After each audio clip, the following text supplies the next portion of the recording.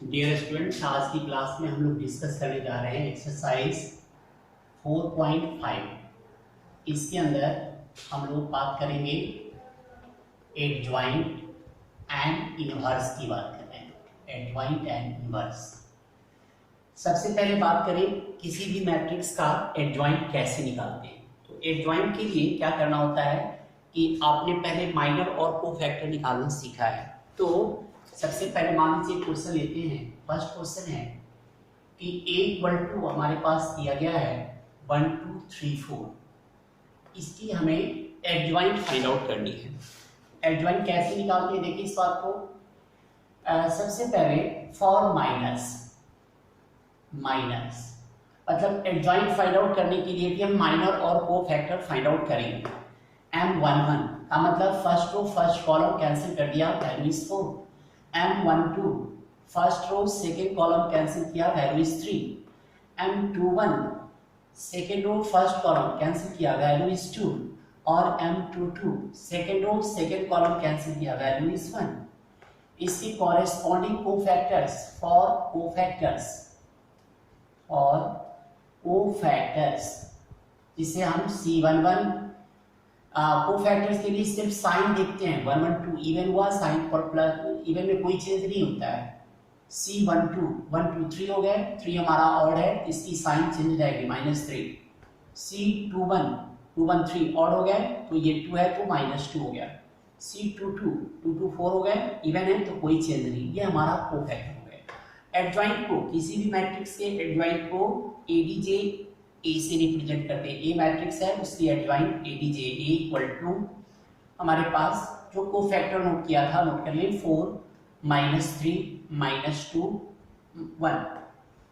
4 -3 -2 1। इसका हम ट्रांसपोज कर देते हैं। ट्रांसपोज का मतलब क्या हुआ कि जो फर्स्ट रो है फर्स्ट कॉलम में चले जाएंगे। 4 -3 -2 1, ये हमारे पास इसकी एडजॉइंट की वैल्यू होगी। तो इस तरह एडजॉइंट निकालने के लिए पहले माइनस निकालेंगे, फिर कोफैक्टर्स निकालेंगे और जो कोफैक्टर की वैल्यू आई उसका ट्रांसपोज कर देंगे, वह हमारे पास एडजॉइंट की वैल्यू हो जाएगी। इस एडजॉइंट की मेथड से आप चाहें तो वेरीफाई कर सकते हैं। वेरीफाई क्या करनी है कि a into adjoint of A matrix और एडजॉइंट ऑफ ए मैट्रिक्स को दोनों को मल्टीप्लाई करें, उसकी वैल्यू वही होगी जो adjoint of A into A की होगी, और यही equal to determinant a into I होता है हमारे पास। तो a को एडजॉइंट a से मल्टीप्लाई कर दें, जो वैल्यू आए नोट कर लें, फिर एडजॉइंट a इंटू a कर लें, उसकी वैल्यू भी नोट कर लें, और इस a का डिटरमिनेंट निकालकर आइडेंटिटी मैट्रिक्स से मल्टीप्लाई कर लें। ये तीनों आपस में हमारे पास सेम होंगे। ये 2x2 मैट्रिक्स को हम यहाँ पर एक दूसरे मतलब डायरेक्ट मेथड से भी यूज कर सकते हैं। जैसे मान लीजिए कि a इक्वल टू आपके पास ABCD है, ये सिर्फ जो है हम 2x2 के लिए यूज करते हैं, डायरेक्ट यूज भी कर सकते हैं, इसमें कहीं कोई प्रॉब्लम नहीं। अब इसकी एडजॉइंट निकालनी है। Adjoint of a equal to क्या करते हैं कि पहले इस दोनों टर्म को इंटरचेंज कर दीजिए, मतलब d को a की जगह a को d की जगह dA। और क्या करते हैं हम लोग यहाँ पर सिर्फ यहाँ जो टर्म्स है C और B, इसकी साइन को देखते हैं। B और C पॉजिटिव है तो ये -B कर दें, C पॉजिटिव है -C कर दें, यही हमारा एडजॉइंट है। इस एग्जांपल में भी देख सकते हैं 1 और 4 आपस में इंटरचेंज कर गया, 4 1 की जगह 1 4 की जगह, 3 की पॉजिटिव साइन है -3 हो गया, 2 की पॉजिटिव साइन है -2, ये हमारे पास एडजॉइंट की है। तो इस मेथड से एडजॉइंट और आप एडजॉइंट फाइंड आउट कर सकते हैं। तो इससे आपका क्वेश्चन नंबर 1 2 3 क्वेश्चंस हमारे पास जो हैं वो इस मेथड से सॉल्व 1 2 3 4 को सॉल्व कर सकते हैं। अब नेक्स्ट एक कांसेप्ट हम लोग डिस्कस कर रहे हैं वो इनवर्स का। इनवर्स कैसे फाइंड आउट करते हैं, किसी भी मैट्रिक्स के इनवर्स को हम कैसे फाइंड आउट करते हैं, ये मेन कांसेप्ट है इस एक्सरसाइज का हमारा। ए इनवर्स निकालने के लिए क्या करें, एक क्वेश्चन से क्लियर करें। मान लीजिए question number 6, a equal to consider कर लिया जो हमारे पास है 1 2 3 0 2 4 0 0 5 0 0 5।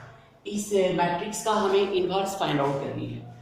इनवर्स फाइंड आउट करने के लिए to find a inverse 5 phase में काम कंप्लीट करना होता है। पहला डिटरमिनेंट a निकालिए, दूसरा इसकी माइनस फाइंड आउट कीजिए, तीसरा वो फैक्टर्स फाइंड आउट करते हैं, फोर्थ में एडजॉइंट ए निकालते हैं, और फिफ्थ केस में जाकर A inverse equal to A formula होता है 1/a into adjoint of A.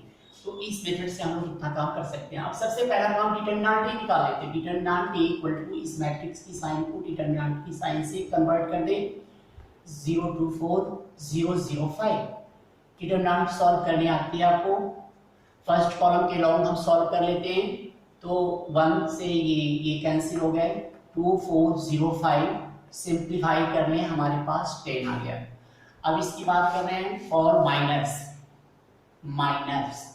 Determinant मिल गया, माइनस की बात करें M11 first row first column cancel कर दिया, 2 4 2 3 2 3 2 4 first row first column cancel किया, हमारे पास क्या मिल गया, first row first column cancel किया, मतलब करें 2 4 0 5 2 4 0 5 सॉल्व कर लें, 10 हो गया हमारे पास। M12 first row second column cancel किया, 0 4 0 5 सॉल्व किया, 0 आ गया। M1 first row second column, ठीक है, फर्स्ट रो थर्ड कॉलम 0 2 0 0 इसकी वैल्यू भी 0 हो गई। M21 second row first column 2 3 0 4 0 5 solve कर लें, 10 हो गया हमारे पास। M22 second row second column 1 3 0 5 second row second column cancel कर दिया, 1 3 0 5 तो इसकी वैल्यू 5 हो गई।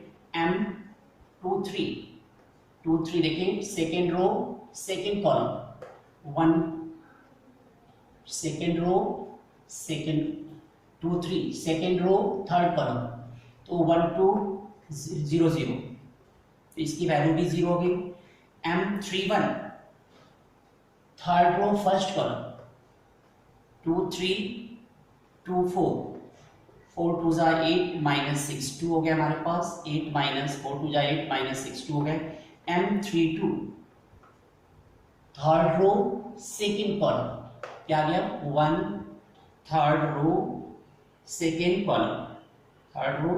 कॉलम तो 1304 value is 4। And M33 third row third column 1202 value is 2। ये हमारे पास माइनस की वैल्यू आ गई। फॉर इसके बाद कोफैक्टर्स में सिर्फ साइन चेंज होते हैं। C11 112 इवन हो गया तो 10 रह गया, C12 12 ऑड हो गया 3 0 0 है, 0 के लिए प्लस माइनस कोई साइन नहीं चलती। C13 13 4 हो गया इवन है, कोई चेंज नहीं। C21 3 ऑड हो गया तो माइनस 10, C22 5 है तो ये 5 रह गए। C23 5 हो गए, 2 3 5 है, 5 इवन ऑड हो गए तो इसमें और 0 है तो कोई साइन चेंज नहीं होगा। C31 4 हो गया और इवन कोई चेंज नहीं। C32 5 हो गया, ऑड 4 है तो -4 एंड C33 इवन हो गए, 36 इवन हो गया तो 2 है तो 2 हो गए। एक कोफैक्टर के बाद बात करते हैं एडजॉइंट की। Adjoint of A equal to जो कोफैक्टर्स निकाला था 10 0 0 -10 5 0 2 -4 2 और इसका हम लोग ट्रांसपोज कर देते हैं, और इसको जब ट्रांसपोज करते हैं वैल्यू आ गई 10 0 0 -10 5 0 और 2 -4 2। ये हमारे पास एडजॉइंट ऑफ A की वैल्यू होगी।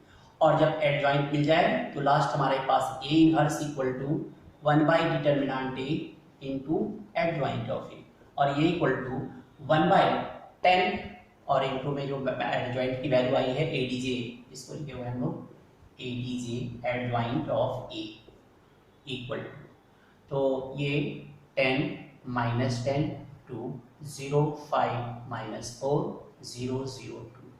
तो इस तरह आपकी होमवर्क बनती है एक्सरसाइज 4.5 में 1 to 11 यस 1 to 11 नहीं 1 to आप 12 क्वेश्चन चाहे तो इसे सॉल्व कर सकते हैं।